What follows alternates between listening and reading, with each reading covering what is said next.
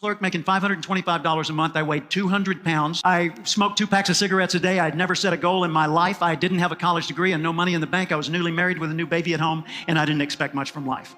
Until one day in 1972, on the radio in the next room to mine, I heard a voice that changed everything.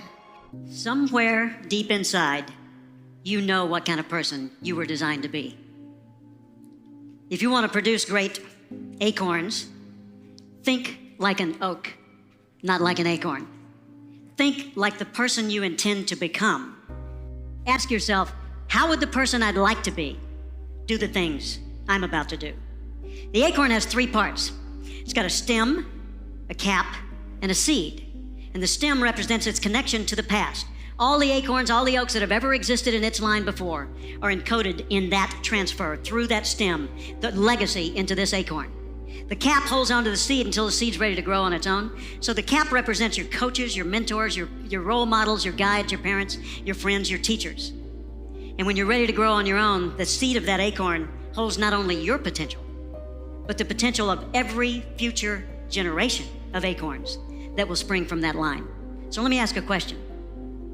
What kind of seed is in you? See, I believe part of our responsibility in life is to find out who we are, to discover ourselves. First off, we need to respect our nature.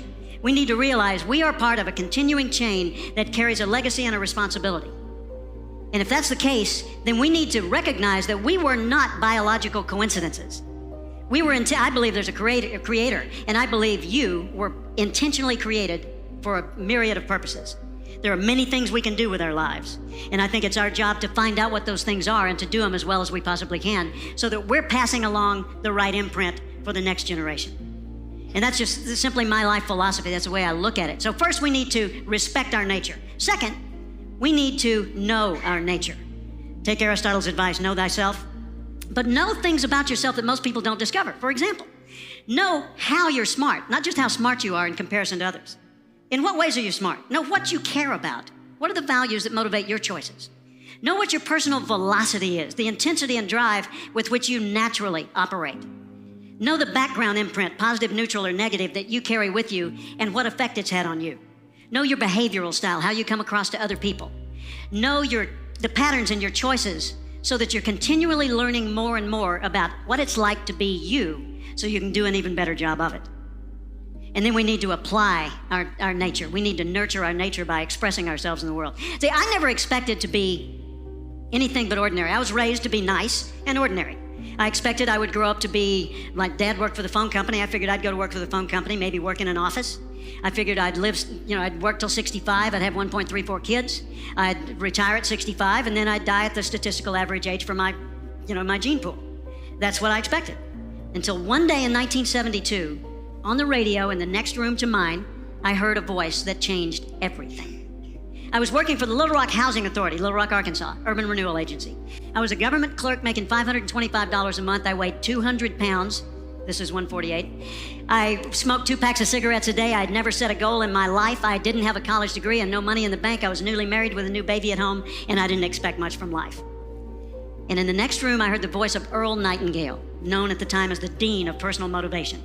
He was on 900 radio stations around the world, and what he said that day will forever resonate with me.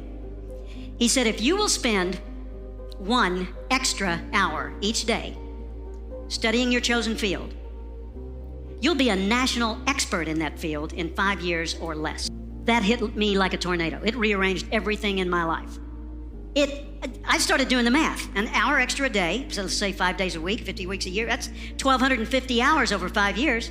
If I spent, just ordinary me, 1,250 hours studying one subject, wow, yeah, I could actually be a national expert. What do I want to be an expert at? Well, it's not urban renewal.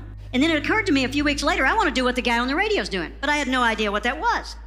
I just knew it felt right to get into the field of human development. I thought, well, let's see, an hour a day. I'm a government clerk. I've got 8 hours a day. And then I started thinking about what he had said, and I took him seriously, an hour a day. I focused, I thought I was kind of behind the game, so I needed 2 hours and 3 and 4 and 5. So I overcompensated, and I became fanatical about the field of human development. And in that 5-year period, I went from being a government clerk with very little aspiration to being a full-time speaker and trainer. In 2 years, that was 1972. In 1974, I started buying Earl Nightingale's training materials and selling them to businesses. By 1984, his company was selling my training materials worldwide. They sold $3.5 million worth of one of my first audio albums in the first 2 years it was out. I was blown away. His formula works, and I've seen it work for hundreds and even thousands of people in the many, many years since that time that I've been sharing that message. Think about that. If you were to focus if you were to focus half an hour of study on one field of endeavor for 5 consecutive years, you'd not only transform you, you'd transform the world around you. And we collectively would transform the world as we know it today. You and I were born with the gift to make this a better place. Even if we didn't improve, we could make the world better right now. We could encourage people, compliment people. We could solve problems. We could pick up trash. We could fix things. We could bring new ideas.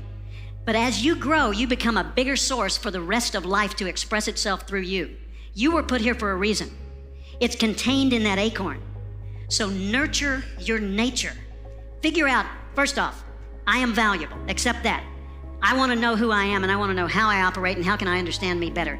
And then I want to nurture that nature. I want to apply myself in the world and put myself to work in such ways that the rest of the world says, well, that's cool. If he or she can do it, I could probably do it. I wonder how they did it.